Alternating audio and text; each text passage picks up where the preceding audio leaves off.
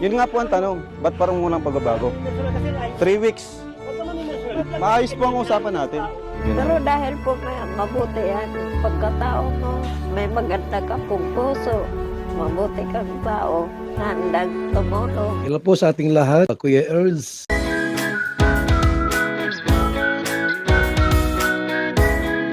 Tensyon sa pagitan ng Team Kalingap Rab at Carpentero. Kalingap Rab, tumindig ang balahibo sa sinabi sa nanay ni Fel Amano. Yan ay sama-sama nating tutukan mamaya mga Kalingap. At kung nagustuhan niyo po ang ganitong klaseng reaction video, paki-like at subscribe naman po para lagi kayong updated sa susunod kong mga uploads. At salamat sa walang sawang pagmamahal at suporta kay Kuya Val Santos Matubang at Idol Kalingap Rab. Paalala, panoorin at tapusin ang video na ito para malaman mo kung ano ang nilalaman nito bago mag-comment. Ngayon balik tayo sa topic mga Kalingap, may kaguluhan na nangyari sa pabahay nila Fel Amano mga Kalingap. Dahil naabutan ni Idol Rab ang mga Carpentero na hindi pa tapos ang pabahay nila nanay. At ayon nilabas ni Idol Rab kung ano ang dapat na mangyari. At nagkasagutan tuloy ang mga K-Boys at ang isang Carpentero, na sana sila ang tatapos sa bahay nila Fel Amano. Subalit na dismayado si Idol Rab dahil isang buwan na hindi pera natapos ang bahay na kanilang pinapagawa. At gusto ni Idol Rab na matapos na ito, para meron na po silang matuluyan na bahay sila Fel Amano. Kaya tinawag ni Idol Rab ang Kalingap Constructions para sila na ang tatapos, headed by Supermac at Super Andoy. Ngayon balik tayo sa topic, sa mga nang babash sa mga KRT boys. Ito po pinuprotektahan si Idol Rab sa kapahamakan mga Kalingap, kaya napaka-importante talaga ang mga staff ni Idol Rab, sa araw-araw ng kanyang mga vlog. Naruto po, kung paano pinuprotektahan si Idol Rab, makikita natin sa video. Yun nga po ang tanong, ba't parang munang pagbabago? 3 weeks.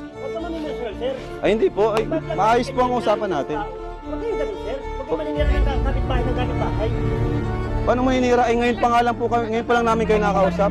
Wala pa nga po akong upload. Hindi kayo Gumawa. Hindi pa lang gawa. Ayun po, may mga tao na nga po eh, Kaya dumating. nga, nagkukumit kayo ng bagal ng gawa namin. Totoo naman po mabagal eh. Kalingap Rab, tumindig ang balahibo nang sabihin ni nanay na importante si Kalingap Rab kaysa pera. Yan ang nakikita ni nanay, dahil ang awa ng tao ay hindi mawawala kaysa sa pera. Ang pera daw ay nauubos at nagdudulot ito ng kasamaan. Kung hindi ito gagamitin sa tama, ngayon nagpapasalamat ang nanay ni Felomino mga Kalingap, dahil siya ang napili ng Team Kalingap na tulungan at napapabahayan mga Kalingap. Sabi pa nga ni nanay ay, mabuting tao tulad ni Idol Rab, na tumutulong sa mga mahihirap kagaya ni nanay. Mahalaga ang Team Kalingap para sa mga mahihirap. Yan ang ibig sabihin ni nanay mga Kalingap.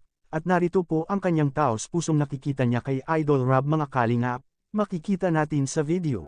Alam niyo po, sa totoo lang po, para sa akin lang to ito, sa akin lang, mas mahalaga kayo kaysa sa pira. Ako tuwa naman. Grabe tumitindig ang balahibo ko na, sa'yo ko lang ito narinig. Opo. Mas mahalaga daw tayo kaysa sa pera. Grabe, thank you na yan. Kasi ang pira po nauubos, ito po minsan nagiging sanhi po ito ng kasalanan ng tao. Pero po, ang awa ng tao, ang habag sa kapwa mo para po, kagaya mo po, kahit sino ang mag-udyok sa'yo kung ayaw mo po ako tulungan, wala pa akong magagawa. Pero dahil po may mabuti yan, pagkatao mo, may maganda ka pong puso, mabuti kang tao, handang tumulong. Sa gaya namin na mahihirap. Hanggang dito lang po muna ang ating Kalingap Kuya Earth's latest update ngayong araw mga Kalingap. Sanay suportahan po natin ang mga vlog ni Idol Rab, dahil dito kinukuha ang mga gastusin. Tulad ng pabahay, weekly allowance sa mga beneficiaries, gamot at pagkain, sahod sa mga staff at iba pa. At kung nagustuhan niyo po ang ganitong klaseng reaction video, paki-like at subscribe at i-on ang notification bell para lagi kayong updated sa susunod kong mga uploads. Hanggang sa muli nating pag-reaction mga Kalingap, ingat kayo palagi, to God be all the glory.